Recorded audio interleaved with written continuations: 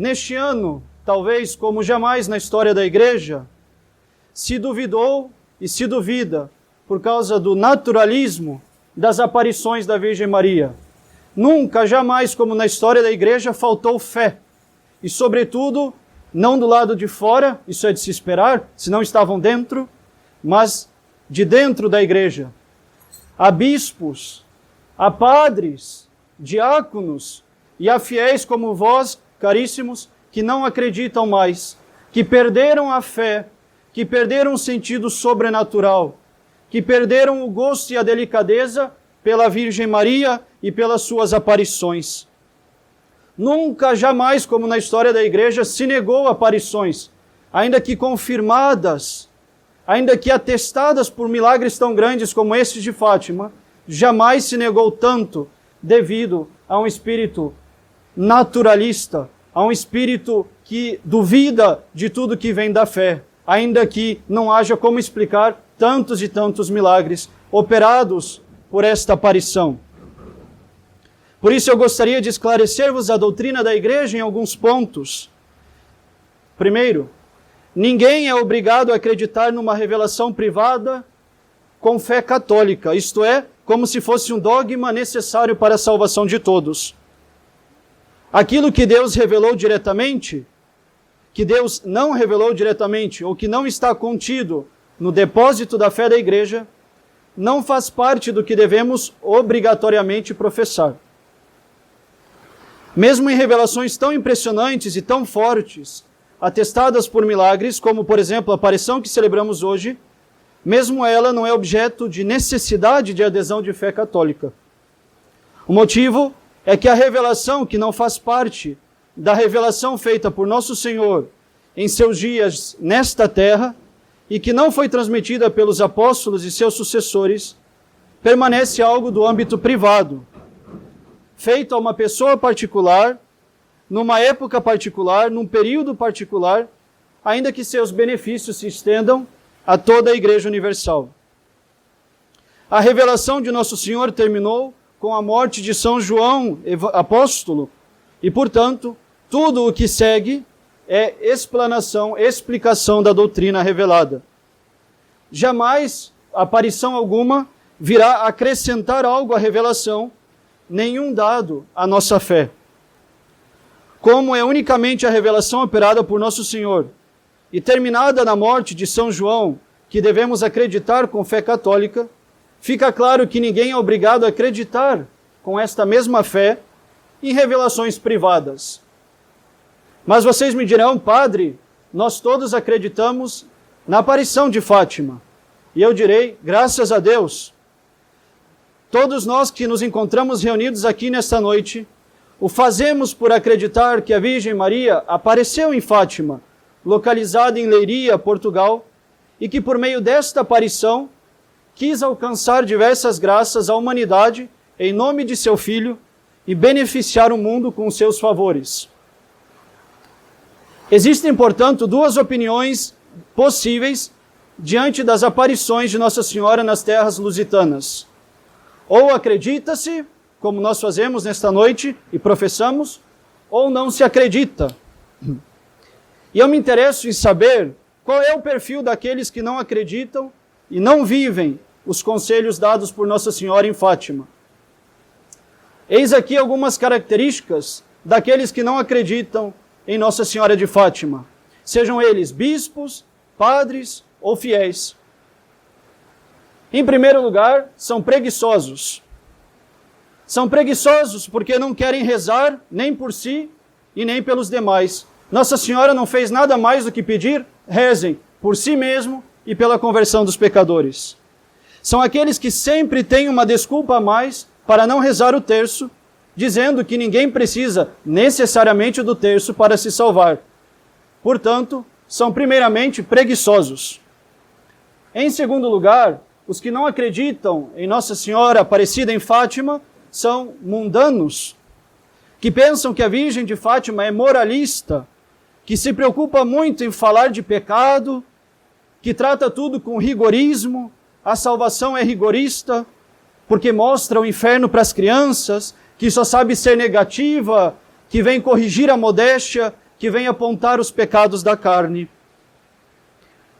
Portanto, os que são contra as aparições de Fátima o são porque são preguiçosos e mundanos, mas também porque são irreverentes.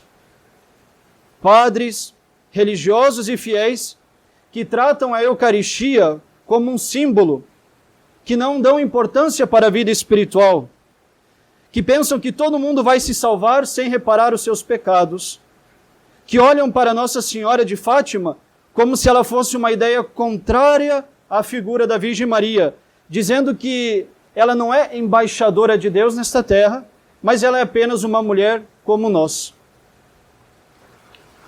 São preguiçosos, são irreverentes e são mundanos, mas também, e pior ainda, são homens e mulheres da ideologia, que não veem o problema do comunismo, que se associam às organizações comunistas e socialistas, que professam a união da igreja com as ideologias do mundo e com a adaptação aos tempos modernos. São os teólogos da libertação, são os padres comunistas, são os padres alemães que defendem e abençoam as uniões homossexuais. São os bispos que não dizem nada e se calam diante de tais aberrações.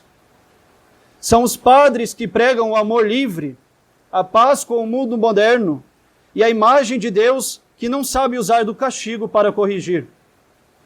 São os que negam a existência do inferno e da pena devida a cada pecado.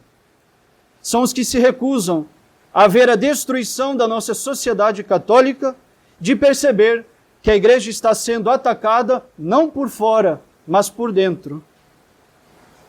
Portanto, meus amigos, se de fato nós acreditamos na aparição de Nossa Senhora em Fátima, e se de fato queremos viver de seus conselhos, nós que acreditamos devemos ser o rosto e a imagem dessas revelações, pregando com a nossa vida e exemplo o exato contrário do que estas pessoas fazem.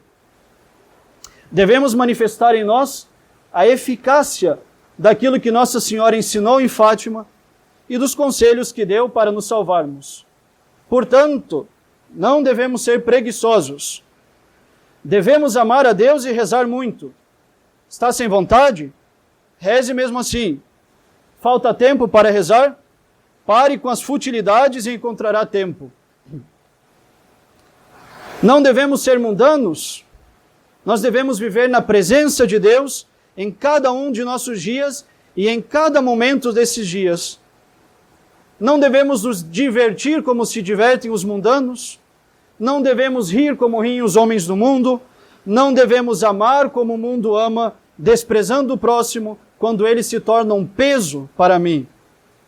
Não devemos viver como se Deus não existisse, mas do contrário, regrar a nossa vida segundo nossa condição de batizados, mortos para o mundo e ressuscitados para a vida eterna.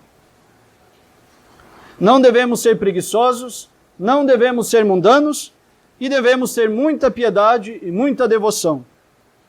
Alimentar a nossa vida de amizade com Deus pelo terço diário, pela nossa devoção a Nossa Senhora, pelo nosso esforço de ser mais parecido com ela.